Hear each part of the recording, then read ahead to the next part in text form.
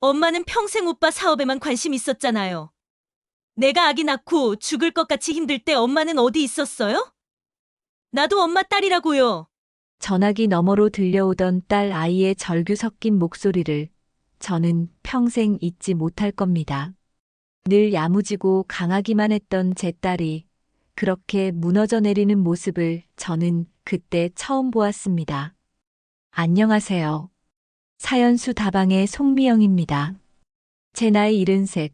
저는 평생 두 자식을 키우면서 단 한 번도 사랑을 다르게 준 적이 없다고 그렇게 믿으며 살았습니다. 하지만 제 그릇된 믿음이 제 딸의 가슴에 얼마나 깊은 상처를 남겼는지 저는 너무나도 늦게 깨닫고 말았습니다. 남편과 사별한 후 제 세상의 중심은 오직 하나뿐인 아들, 준영이었습니다. 무너진 집안을 다시 일으켜 세울 사람은 오직 아들뿐이다. 저는 그렇게 믿었고 아들의 사업이 곧 우리 가문의 명예이자 미래라고 여겼습니다. 그래서였을까요? 제 거실에서는 언제나 준영의 사업 얘기가 끊일 날이 없었습니다. 어머니, 이번에 새로 추진하는 프로젝트 자금이 조금 부족해서요. 딱 3천만 원만 더. 걱정 말아라. 내 아들 사업인데 이 엄마가 어떻게든 해줘야지. 내일 당장 은행 가서 알아볼게. 수십 년간 저는 아들의 해결사를 자처하며 살아왔습니다. 제 쌈짓돈은 물론이고 낡은 집을 담보로 대출을 받는 일도 마다하지 않았습니다. 아들의 성공을 위해서라면 제 노후쯤은 아무것도 아니라고 생각했으니까요.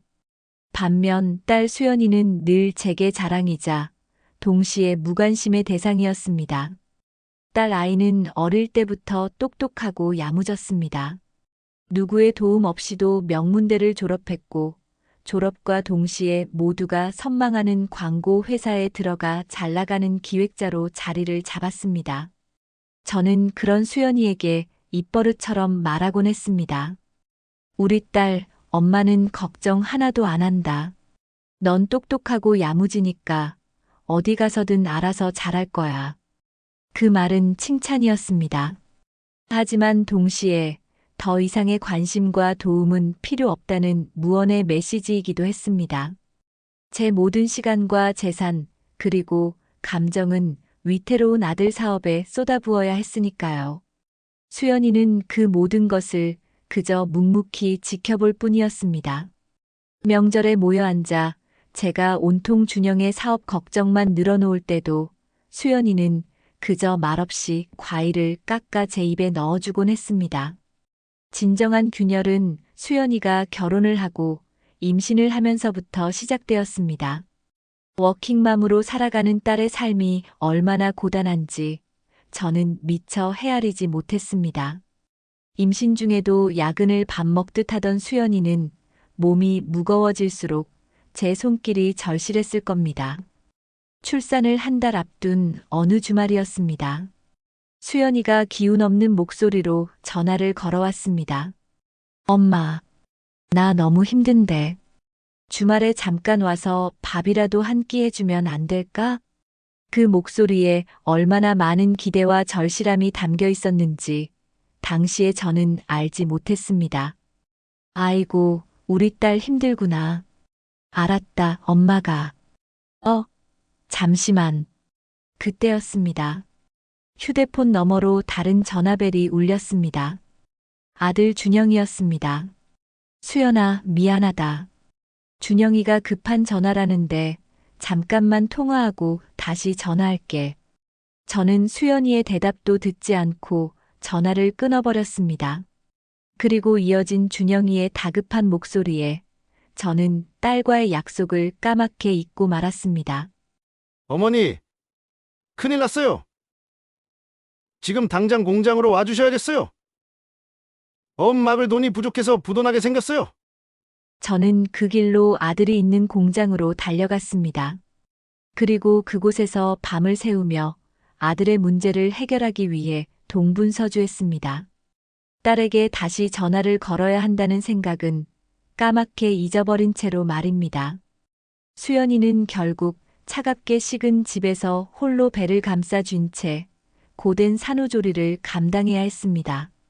제가 아들의 사업 위기를 맡고 있을 때 제 딸은 인생에서 가장 큰 위기를 홀로 견디고 있었던 겁니다. 산후 우울감과 지친 몸으로 하루하루를 버티던 어느 날 수연이는 전화기 너머에 제게 처음으로 울분을 터뜨렸습니다. 제가 또다시 무심코 준영의 사업 이야기를 꺼냈기 때문입니다. 엄마는 평생 오빠 사업에만 관심 있었잖아요. 내가 아기 낳고 죽을 것 같이 힘들 때 엄마는 어디 있었어요? 그때도 오빠 돈 문제 때문이었죠. 나도 엄마 딸이라고요. 전화는 싸늘하게 끊어졌고 수화기 너머로는 차가운 침묵만이 흘렀습니다. 저는 그 순간에도 딸 아이의 아픔을 이해하지 못했습니다. 그저 이렇게 생각할 뿐이었습니다. 다 큰 애가 유난스럽긴. 난 내가 알아서 잘할 줄 알았지. 뭐가 그렇게 서운하다는 거냐? 수연이의 마음속 깊은 곳에 수십 년간 묵혀온 상처가 골마 터지고 있다는 것을 저는 정말 까맣게 모르고 있었습니다. 딸 수연이와의 전화 통화가 그렇게 차갑게 끊어진 이후 저는 며칠 동안 제대로 잠을 이룰 수 없었습니다. 수연이의 절규가 귓가에 맴돌았지만 저는 여전히 다 큰 딸의 투정이라 여기며 애써 그 아이의 상처를 외면했습니다. 하지만 제 몸은 더 이상 제 마음을 따라주지 않았습니다. 수십 년간 묵혀두었던 허리 통증이 마치 제 마음속 응어리가 터지기라도 한 듯 걷기조차 힘들 정도로 저를 덮쳐왔습니다. 의사는 제 MRI 사진을 한참이나 들여다보더니 안경을 고쳤으며 말했습니다. 어머님, 척추관이 너무 좁아져서 신경을 심하게 누르고 있습니다. 이 정도면 수술밖에는 방법이 없습니다. 수술. 제 인생에 한 번도 없을 줄 알았던 그 단어가 제 눈앞에 현실로 다가왔습니다. 수술 날짜가 정해지자마자 저는 당연하게 아들 준영이에게 전화를 걸었습니다. 평생 나의 1순위였던 내 모든 것을 바쳐 키운 아들이니까요. 아들아, 엄마가 허리 수술을 좀 크게 해야 할 것 같다. 수술이요. 갑자기요? 아이고, 어머니. 제가 요즘 정말 중요한 사업 미팅이 계속 잡혀 있어서 병원은 어디로 잡으셨어요? 준영이의 목소리에는 걱정보다는 당황한 기색이 역력했습니다. 저는 애써 아무렇지 않은 척 떨리는 목소리를 감추며 말했습니다. 괜찮다, 괜찮아. 그냥 수술하는 날이라도 잠깐 와줄 수 있나 해서. 아, 제가 어떻게든 시간 내볼게요. 어머니, 대신 지혜 엄마가 필요한 것 다 챙겨드릴 거예요. 걱정 마세요. 전화를 끊고 나서 저는 한참 동안이나 멍하니 수화기를 들고 있었습니다. 시간을 내본다는 그 말이 왜 그렇게 서운하게 들렸을까요? 수술 전날 준영이는 정말 약속대로 얼굴만 잠깐 비추고 사라졌습니다. 갓 사온 듯한 주스 상자를 병실 테이블에 내려놓으며 그는 시계를 힐끗거렸습니다. 어머니, 죄송해요. 지금 바로 가봐야 해서 내일 수술 잘 받으시고 필요한 거 있으면 지혜한테 연락하세요. 그래. 바쁜데 와줘서 고맙다.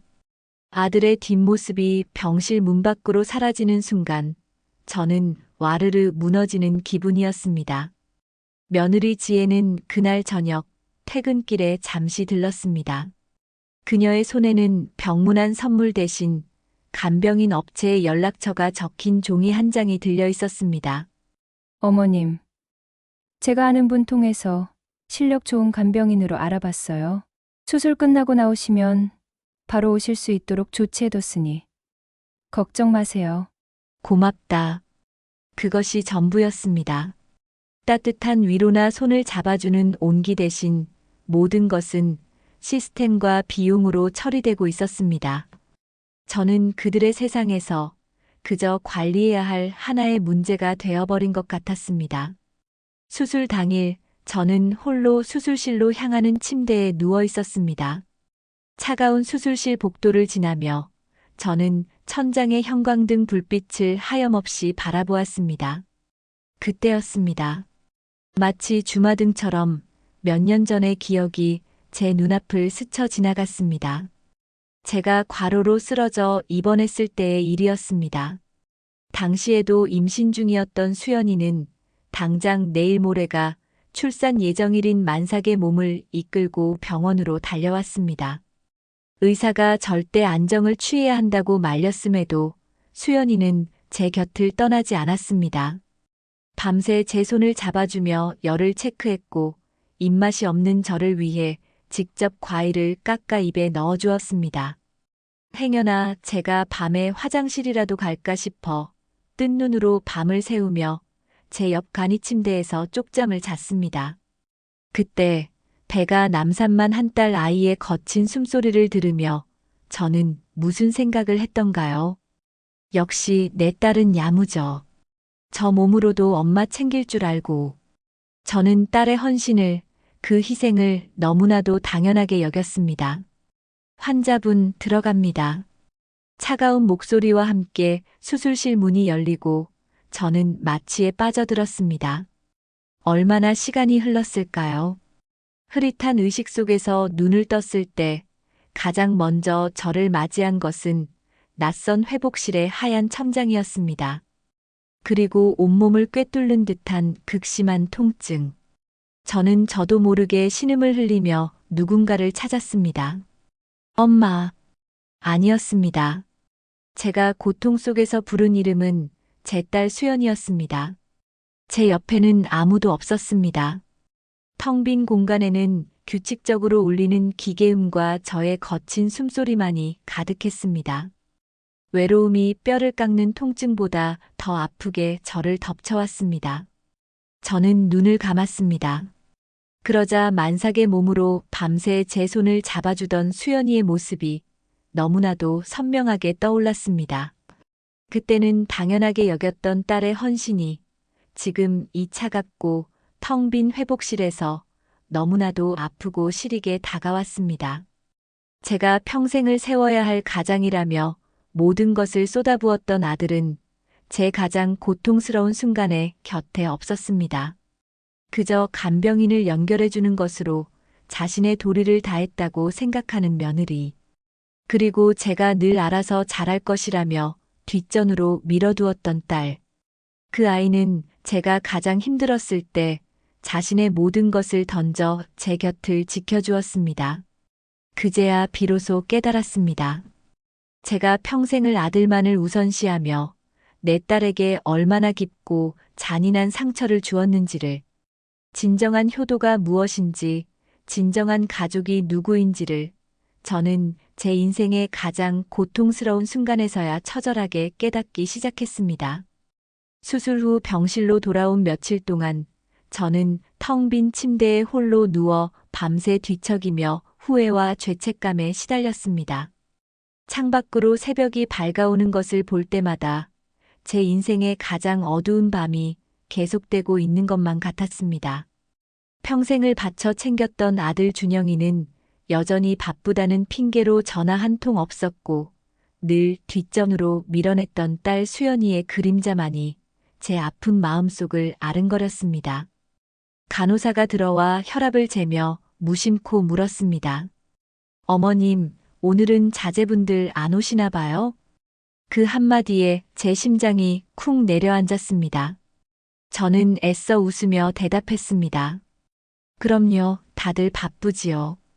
어미가 돼서 자식들 앞길 막을 수는 없지 않겠어요. 하지만 제 마음은 천 갈래 만 갈래로 찢어지고 있었습니다. 나는 정말 돌이킬 수 없는 잘못을 저질렀구나. 그 깨달음이 뼈를 깎는 수술의 고통보다 더 저를 아프게 짓눌렀습니다. 더 이상 이렇게 있을 수만은 없었습니다.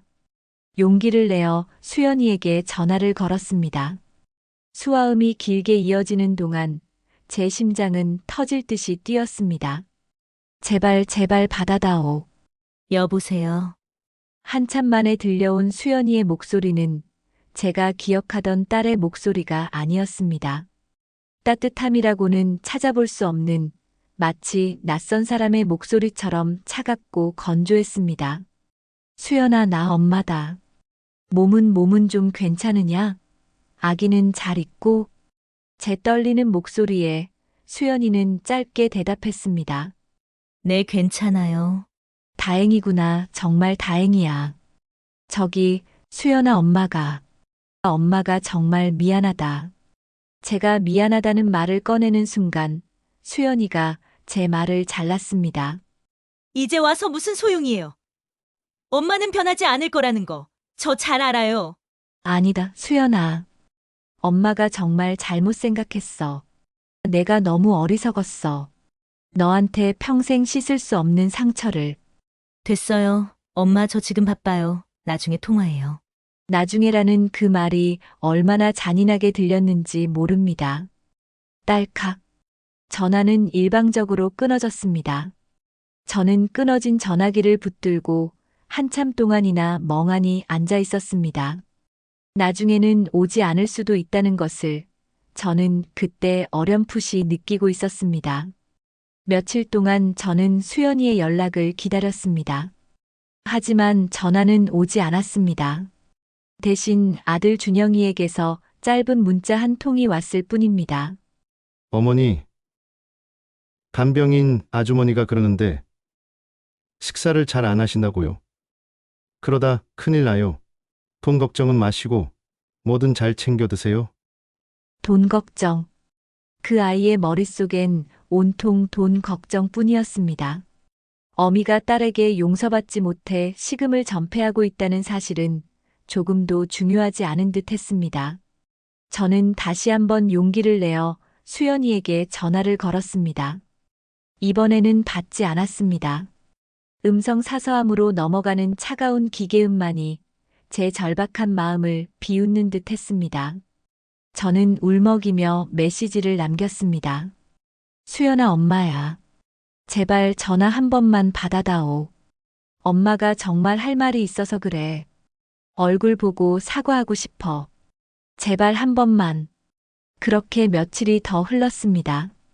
병실 창밖으로 나뭇잎들이 하나둘 떨어지는 것을 보며 제 희망도 그렇게 바닥으로 떨어지고 있다는 것을 느꼈습니다.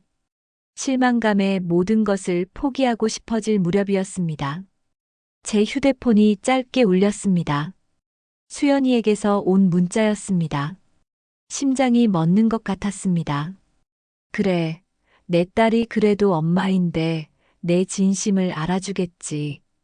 떨리는 손으로 메시지를 열었습니다. 하지만 제 눈앞에 나타난 것은 용서의 말이 아니었습니다. 제 남은 삶을 송두리째 무너뜨리는 차갑고 단호한 12글자였습니다. 엄마, 이제 연락하지 마세요. 순간 세상의 모든 소리가 사라졌습니다. 휴대폰이 손에서 미끄러져 바닥으로 떨어지는 소리조차 들리지 않았습니다.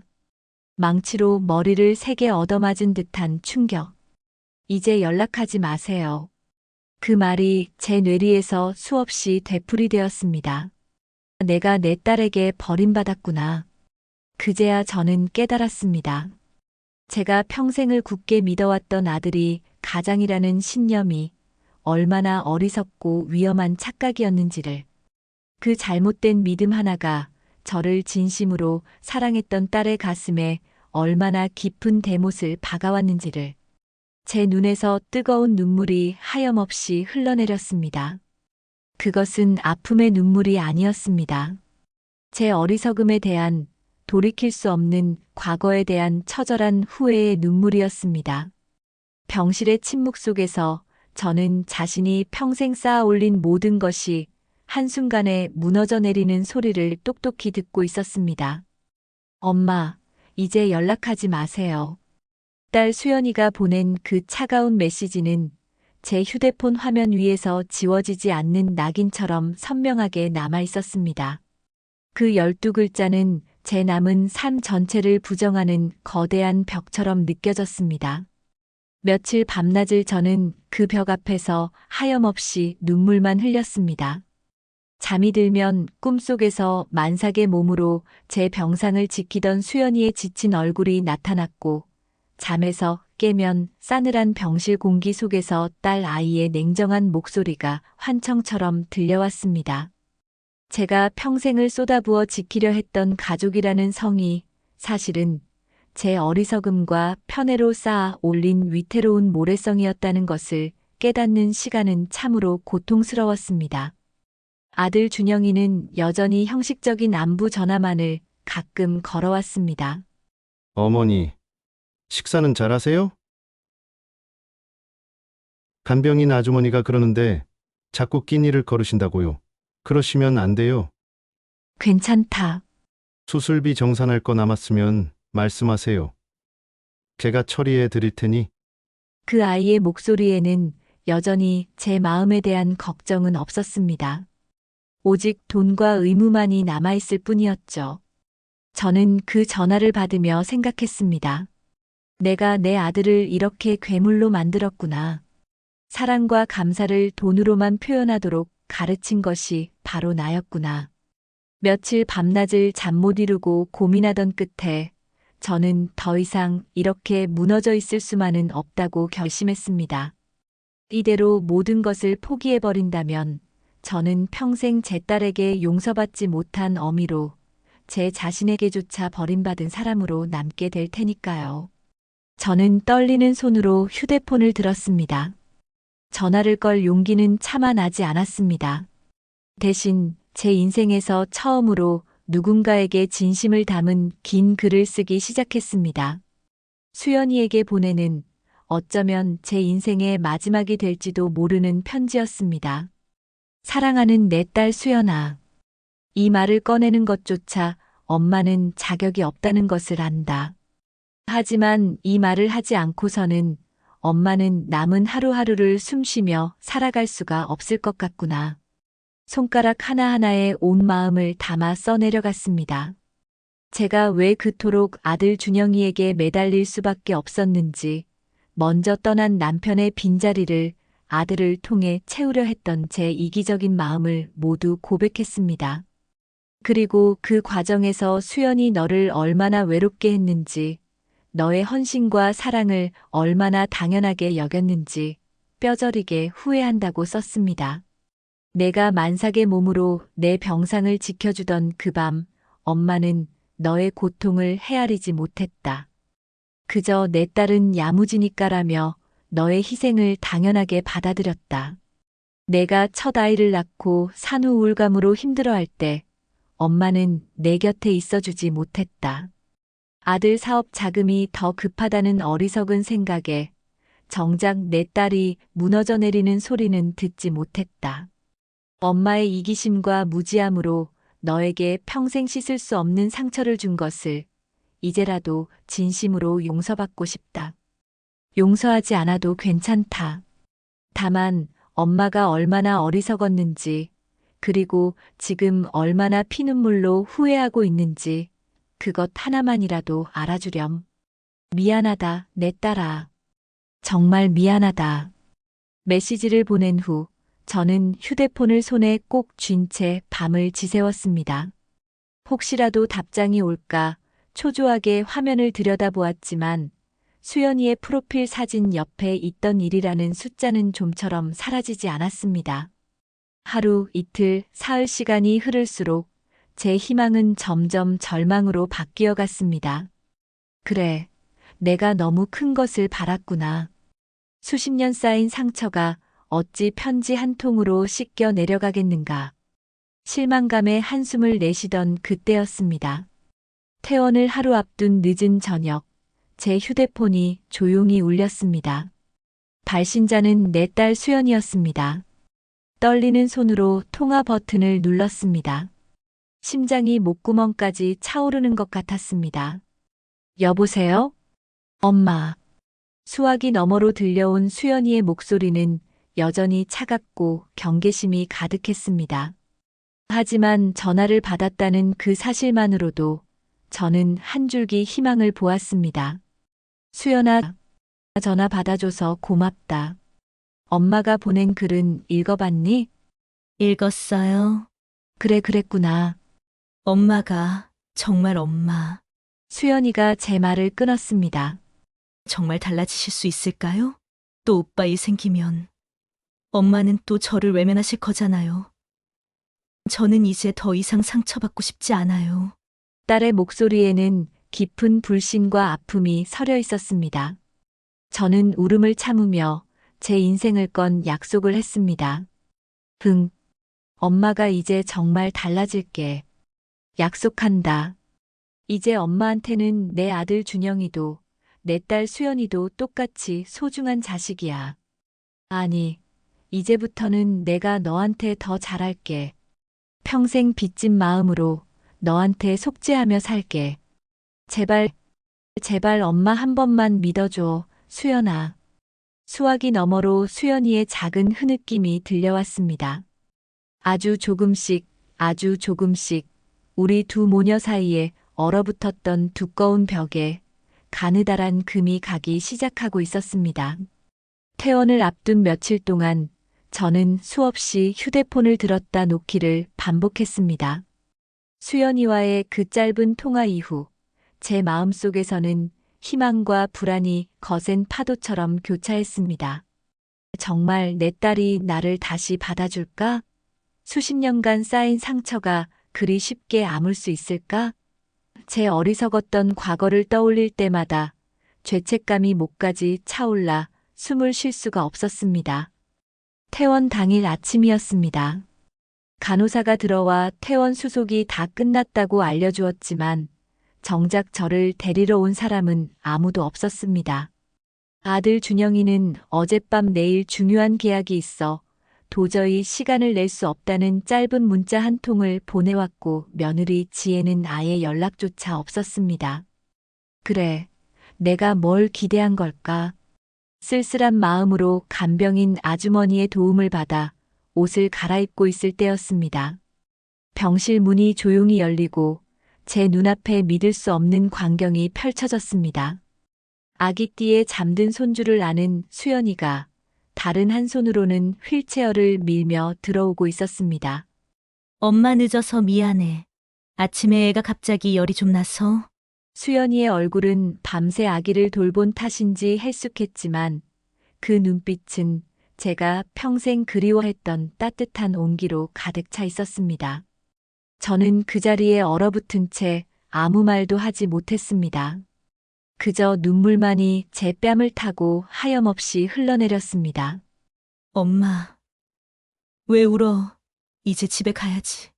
수연이는 제 눈물을 닦아주며 저를 휠체어에 조심스럽게 앉혔습니다. 퇴원 후 수연이는 바쁜 회사 생활에도 불구하고 매일같이 제 집으로 출퇴근하며 저를 돌보기 시작했습니다. 엄마, 아침죽 끓여놨어. 식기 전에 먹어. 엄마, 오늘 물리치료 가는 날인데 내가 같이 갈게. 아침 일찍 일어나 제 식사를 챙기고 점심시간에는 잠시 짬을 내어 제 병원 일정에 동행했습니다.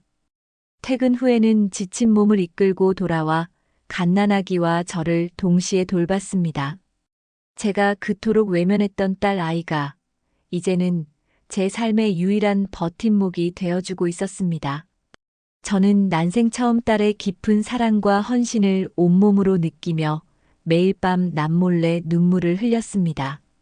제가 그토록 모든 것을 바쳐 키웠던 아들 준영이는 제가 태어난 이후에도 전화 한 통으로 안부를 묻는 것이 전부였습니다. 사업이 바쁘다는 핑계, 며느리가 아프다는 핑계는 끝이 없었습니다. 어느 날 저녁 수연이가 깎아주는 사과를 받아 먹으며 제가 조심스럽게 물었습니다. 수연아, 힘들지 않니? 회사 일도 힘들 텐데 엄마까지 돌보느라. 수연이는 잠시 손을 멈추고 저를 바라보더니 희미하게 웃으며 말했습니다. 힘들지. 당연히. 그런데 엄마는 안 힘들었어? 평생 오빠 뒷바라지 하느라, 그리고 나 같은 무심한 딸 때문에 엄마가 겪었을 고통에 비하면 이건 아무것도 아니야. 그 순간 저는 더 이상 아무 말도 할 수 없었습니다. 그저 딸의 손을 잡고 고개를 끄덕일 뿐이었습니다. 진정한 효자는 성공해서 부모에게 물질적 풍요를 안겨주는 자식이 아니라 부모가 가장 아프고 외로울 때 말없이 곁을 지키고 마음을 보듬어주는 자식이라는 것을 저는 이제야 너무나도 늦게 깨달았습니다. 석 달이라는 시간이 흘렀습니다. 수연이의 지극정성 덕분에 제 허리는 눈에 띄게 좋아졌고, 이제는 지팡이 없이도 집안을 걸어 다닐 수 있게 되었습니다. 그날은 제 생일이었습니다. 아들 준영이에게서는 생신 축하드려요라는 짧은 메시지 한 통이 전부였지만 저는 더 이상 서운하지 않았습니다. 저녁 무렵 수연이가 퇴근길에 작은 케이크와 함께 들어왔습니다. 그리고 제 손을 잡고 거실 소파에 앉히더군요. 엄마, 생일 축하해. 고맙다, 내 딸. 엄마, 내가 엄마한테 진짜 주고 싶은 선물이 있어. 수연이는 가방에서 작은 상자 하나를 꺼냈습니다. 상자 안에는 2장의 비행기 표가 들어 있었습니다. 이게 뭐니? 엄마랑 나랑 단둘이 떠나는 첫 여행 제주도. 수연이는 말했습니다. 엄마가 평생 오빠만 챙기느라 우리는 단 한 번도 단둘이 여행을 가본 적이 없더라고. 엄마가 늘 가고 싶어 했던 그곳. 이제 내가 데려다 줄게. 저는 비행기 표를 손에 쥔 채 어린아이처럼 엉엉 울고 말았습니다. 제가 평생을 잘못 살아왔다는 후회와 그럼에도 불구하고 저를 용서하고 사랑해주는 딸에 대한 고마움이 뒤섞여 주체할 수 없는 눈물이 쏟아졌습니다. 여러분, 저는 늦게나마 자식은 아들이든 딸이든 똑같이 소중하다는 세상의 가장 평범하고도 위대한 진실을 배웠습니다. 이제 저는 더 이상 준영이의 사업에 제 노후를 저당 잡히지 않습니다. 대신 수연이에게 끊임없이 고마움을 표현하고 제 남은 모든 사랑을 전하며 살아가고 있습니다. 수연이 또한 엄마의 진심 어린 변화를 느끼며 가슴속 깊이 응어리졌던 상처를 조금씩 치유하고 있습니다. 저희 두 모녀의 관계는 마치 길고 혹독했던 겨울을 지나 마침내 따뜻한 두 번째 봄을 맞이한 듯 새롭게 피어나고 있습니다. 이 이야기는 부모가 자식을 차별하지 않고 모두를 똑같이 귀하게 여겨야 한다는 시대를 초월한 진정한 사랑의 메시지일 것입니다. 오늘 제 이야기가 여러분의 마음에 작은 울림이라도 주었다면 사연수다방의 구독과 좋아요 버튼을 꼭 눌러주세요. 그리고 댓글로 여러분의 소중한 가족 이야기를 들려주세요. 서로의 아픔을 나누고 위로하다 보면 우리 모두의 삶에 두 번째 봄이 찾아올 거라 믿습니다. 끝까지 들어주셔서 진심으로 감사합니다.